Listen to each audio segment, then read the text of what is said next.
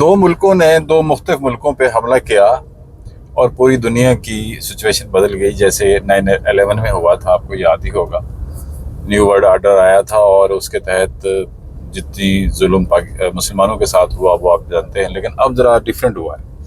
India نے پاکستان پہ حملہ کیا اور پوری دنیا نے دیکھا کہ انڈیا اتنا رسوا ہوا اور وہ جو تھانے دار بنا ہوا تھا اور جو بڑکے مارتا تھا وہ سب ختم ہو گیا. دنیا کو پتہ چل گیا کہ وہ ایک خالی کھوکھلے نعرے تھے انڈیا کے پاس اور کچھ بھی نہیں تھا.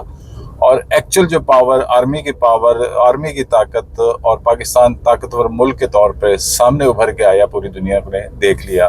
جو پاکستان کو کچھ بھی نہیں سمجھتے تھے ان کو عقل آ گئی کہ پاکستان چیز کیا ہے.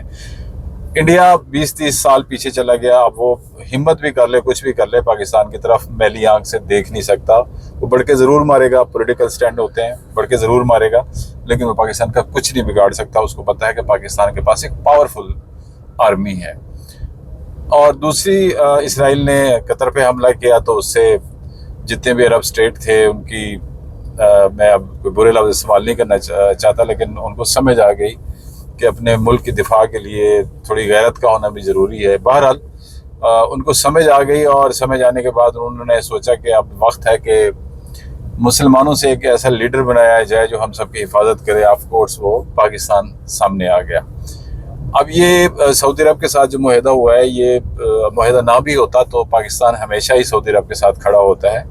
لیکن چلیں، دنیا نے جب تسلیم کیا معاہدہ ہونے کی صورت میں، تو دنیا نے اس پاکستان کی پاور کو تسلیم کر لیا اور کھلبلی بھی مچ گئی ہر جگہ پہ، اسپیشلی انڈیا میں، اسرائیل میں اور بہت سارے دوسرے ملکوں میں جو پاکستان جن کو ہمیشہ اچھا نہیں لگتا تھا. لیکن اب صورتحال یہ ہے کہ سعودی عرب اور پاکستان کے دفاعی معاہدے کے بعد اب بہت سارے ملک ہیں جو آگے بڑھیں گے. چند دنوں کی بات ہے، آپ کو نظر آ جائے گا. جو میرے حساب سے قطر اس میں سب سے پہلے ہوگا، پھر بحرین ہوگا، پھر کویت ہوگا، دبئی ہوگا. یہ سارے ممالک ہیں جو معاہدے کے تحت پاکستان کے ساتھ اپنے دفاعی سسٹم کو مضبوط بنائیں گے. تو وقت نے ثابت کر دیا کہ غیرت جو ہوتی ہے وہ بہت بڑی بات ہوتی ہے. اور بیسیکلی یہ ویلاگ کرنے کا مقصد میرا صرف کوئی لمبی چوڑی ڈسکشن کرنا نہیں ہے. بہت سارے تجزیہ نگار بہت بڑی باتیں کرتے ہیں. میں نے ایسی کوئی بات نہیں کرنی. میں نے صرف ایک بات بتانی ہے، دل جگرے کی بات میں نے بتانی ہے کہ جو دل جگرا اور ہمت اور عظمت اور حوصلہ جو ہے وہ صرف پاک آرمی کے پاس ہے. پاک آرمی کے شاہین جب جہاز اڑاتے ہیں تو یہ ان کو ذہن میں ذرا بھی نہیں ہوتا کہ پتہ نہیں ہم گھر واپس جائیں گے یا نہیں جائیں گے، لیکن ان کو یہ پتہ ہے کہ دشمنوں کو تباہ کریں گے. لیکن اللہ کی مہربانی سے، اللہ کی رحمت سے وہ خیریت سے واپس بھی آ جاتے ہیں. دشمن کے جہاز بھی گرا دیتے ہیں اور دشمن بھاگ جاتا ہے. تو پاک آرمی، اپنے ملک کی آرمی، اس کی عزت کرنا سیکھیں اور اس کو توڑنے کی کوشش مت کریں. آپ کو اندازہ ہو گیا ہوگا کہ اب پاکستان کی عزت اس پاکستان آرمی کی وجہ سے کتنی بن گئی ہے.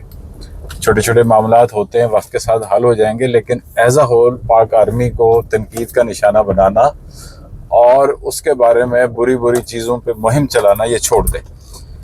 یہ ٹھیک نہیں ہے. یہ آپ کے لیے ٹھیک نہیں ہے، یہ ملک کے لیے ٹھیک نہیں ہے، ہمارے لیے ٹھیک نہیں ہے، کسی کے لیے ٹھیک نہیں ہے. سیاست ضرور کریں، اپنا اظہار بھی ضرور کریں، لیکن آرمی کے حوالے سے ایسا اینگل مت اپنائیں جو اس کا اینگل ہے ہی نہیں. اس کا اینگل صرف اور صرف اپنے ملک کی حفاظت کرنا ہے، اپنے ملک کا دفاع کرنا ہے. اب تو اس کے اوپر ذمہ داری بڑھ گئی ہے بہت سارے ملکوں کی. ہمارے ملک میں جو سب سے بڑا پرابلم ہے، جس کی وجہ سے ہر آدمی سوشل میڈیا پہ بہت کچھ کہہ دیتا ہے، بے دھڑک کہہ دیتا ہے، معاشی پرابلم ہے. ہمارے ملک کا معاشی پرابلم ٹھیک ہو جائے، ہمارے ملک کا جو معیشت ہے وہ ٹھیک ہو جائے، تو میرا نہیں خیال کسی کو کوئی مسئلہ ہوگا، کسی کو کوئی پرابلم ہوگا، اور اپنے ملک میں سب خیریت سے، سب اچھے انداز سے رہیں گے. اور انشاءاللہ وہ وقت دور نہیں ہے.